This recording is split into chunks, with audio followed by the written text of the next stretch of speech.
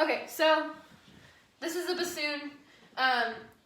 If you look at it, you'll notice that there's a lot of fragile keys, and a lot of long, I guess like lines of keys and long bars. So what that means is that the bassoon is very fragile. It's very expensive, and it takes a lot of time to set up.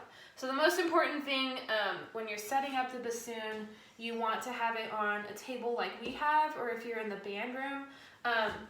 I like to have 2 chairs to set it on because I feel like that's more stable. So I put 2 chairs together, I set my case on there, and then I have my chair right next to it. But the thing you absolutely cannot do is set it up on your lap because it's too heavy and there's too many pieces, and so there's just too many things that could go wrong if you do it that way. So what we're going to do is we're just going to leave it on the table here, and we're going to go through each part, and then I'm going to tell you kind of the order to set it up in. So you always start with this really thick, heavy part here in the back, and then we'll work our way forward like this.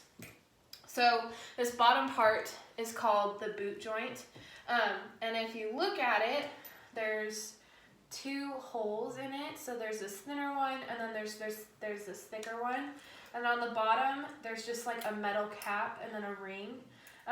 This ring is for the butt strap, and we'll get to that in a minute, so we'll just leave that there. So go ahead, I'll tell you all the parts, and then we'll transition into setting it up. And then, so the next thing that would come in order, so we have the boot, and then we have the tenor wing joint. So that's the smaller of the 2, and the other way you can know it's the tenor joint is because it has the cutout or the indent. So that's what you want to look for. So boot and then tenor joint, look for that cutout, and then you can also tell by the way it's sitting in the case. And then you'll want to take the long joint, and that's this one, and it will line up right here, and those will both go into the boot. And then you'll go to this, which is the bell, which is like the last main part of the bassoon that you'll put in. So you have the bell, and then you have the bocal. So the bocal is really fragile, and you only want to handle it by the curved part, because if you touch the straight part, then it will bend and it won't work. And then we have our reed right here, which is soaking in some water. Some people say you only need to soak it for 3 minutes. I think 3 minutes before playing is more than sufficient. And then I just have like one of those little condiment Tupperware containers, but you can use like a pill bottle or a shot glass, anything of that size to soak your reed beforehand. So let's go ahead and transition you into setting it up. And then, yeah, your reed will go into your vocal. So let's go ahead and turn this so we can help you set it up real quick. Okay. So, oops, that's me. That's really great. Okay. So you can go ahead and sit right there on that chair. Perfect. Okay, so I'll just bring you the parts, but ideally you would have this like sitting right next to you, and you'll be standing to set up part of it. So here's the boot joint. So go ahead and stand up, and I'll hand you the boot joint, and make sure you handle it where there's the least amount of keys. So I like to hold it right here and here. And if you do have to touch keys while you're holding this part, just make sure you don't put any pressure on it. And then do you remember what this joint was called right here? With the curve? Tenor joint. Tenor joint? Yeah. So go ahead and set the boot with this ring side on the chair. Like that. Okay? And then do you see how I'm holding it right here where there's not a lot of keys? So this goes here in the smaller hole, cork side down. And then you want this cutout right here to be parallel to this other big hole. Okay, do you see that? So go ahead and twist that in. Every time you put something in, you don't want to shove it in, you want to twist it in really gently. Make sure you're not squeezing that bar.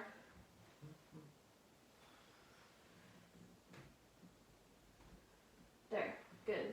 And then check, is it parallel right there? Yep. Okay, all right, go ahead and hold that. And then I'll hand you the other one. So that one we put cork down first. This one is the opposite. You put the string side down. So see how that one had metal casing and this one has like the wood casing? That's how you know. Okay. And then to know where to line this up, you see this ring right here? These 2 rings line up with it. Okay. Also, you can tell because there's no keys on this side. So I hold it by the cork, and you can go ahead and slide that in. Go ahead and look at the other side. I think we got it in. Yeah, make sure you're not squeezing. There we go. Good. Those are lined up. Yep. Okay, we're good to go. Go ahead and hold that. And the last big piece is the bell. So if you look right here, you'll notice that this part right here is kind of in the way. So what you're going to want to do is slide this on and make sure that it doesn't catch and that this lines up perfectly over the top of it. Okay, and then we need to push it down a little bit more. There we go. Perfect. Okay, so now go ahead and hold this really carefully on the chair. And then the next part is the butt strap. So before I even get to the vocal and the reed, I like to do the strap first because it's easier to sit down and adjust it after I have the strap on. So here's the strap. You're going to go ahead and lift this very carefully and clip this part onto this bottom ring. Can you do that, or do you need me to help you? I got it. Okay, so go ahead and clip it on.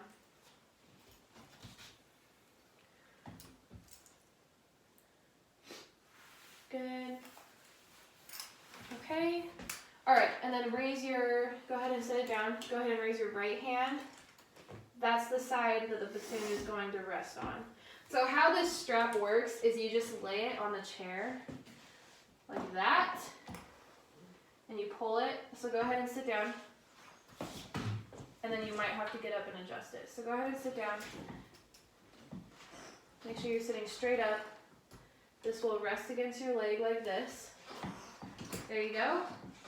All right, and we'll have to adjust it in a second, but see how that holds on to it like that so that you can hold it with your hands, and then all the rest of the pressure is from you sitting on it. Does that make sense? Mm-hmm. Okay, so we'll have to adjust that in a second, but before you even put your vocal and reed on, you want it to be as close as possible. So here's your vocal. And remember what I said about handling the vocal? Yep, just by the curved part. By the curved part, yeah. And you want to twist it in, right? Uh-huh. Not just push it in. Uh-huh.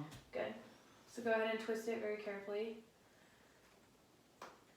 Good. Perfect. Actually, it looks like we have you in a good spot already. You might not even have to adjust your strap. Okay. There you go. And then your reed. See this little open end right here? Yep. That's what's going to go on the vocal. So I'll hold it right here by the curve and slide it on for you. Go ahead. It looks like we'll have to raise it a little bit. So you'll raise it. See how you had to bring your head down, how uncomfortable it is? So you'll have to hold on to this with one hand. So stand up. I'll hold it just in case too. Stand up, make sure you don't hit your reed on your jacket. And then you'll pull the strap tighter so that there's less slack hanging off that right side. Then you'll sit down, go ahead and adjust. And the more you do it, the more you'll just be able to tell. There, perfect. Okay. So, go ahead and hold this bassoon. I'm going to take the reed out. And what we're going to do is we're going to practice your embouchure. So how embouchure works is, if you remember with the trumpet, you did this kind of motion with your lips where it was pursed like that, and then you would buzz into it. With woodwinds, you don't buzz. So, like this, with the embouchure, you are going to want to be very relaxed. So go ahead and relax your mouth. I always like to feel with my hands, so take one hand and feel it. Go ahead and smile really tight up top like that. Feel all that pressure. Okay, now frown really low. Feel all that pressure down there. Okay. Now, one lip at a time, I want you to just keep it relaxed with a natural O shape. O. With your tongue low, like there's an egg in the back of your mouth. O. Oh. Roll your bottom lip over your tooth. Over your teeth, I mean. There you go. And now go ahead, I'm going to give you the reed. And I want you to pretend that there's a drawstring and just very relaxed, pull that drawstring closed. And your bottom lip and your top lip should be cushions for your teeth, and you still have a lot of space in the back, okay? So go ahead and see if you can recreate that, and you can say O if you need to. So take it out, take your reed out, go O, make sure everything is relaxed. Oh. And then put your reed and roll it over your teeth, roll your lip over your teeth. Make sure you have enough cushion top and bottom. Drawstring it, but not too tight. Make sure you're relaxed. Okay, now go ahead and blow using that same air that you would blow on the trumpet from your diaphragm. Good. Do you hear that little crackling? So that means you just have water in it, so you can just suck that in because that's clean water. So go ahead and suck the water in. There you go. All right, put it back in your mouth. And our goal with the reed, there's this thing called crowing, and we're going to spend a lot of time crowing. But what happens with crowing is you want to get to an E or an F. A lot of people, there isn't really a specific note, you just want to be in that area. The bassoon is really picky with tuning, so trumpets you can adjust your valves and stuff, but this it's really all comes down to where your mouth is on the reed and how much pressure you're applying. So go ahead and put that back in, and let's see if we can get you to an E or an F. I have my tuner right here. Faster air from your diaphragm, but don't put any extra pressure and drop your jaw. Don't puff your cheeks. Big air from down here. Go ahead and try again, it's okay. Faster air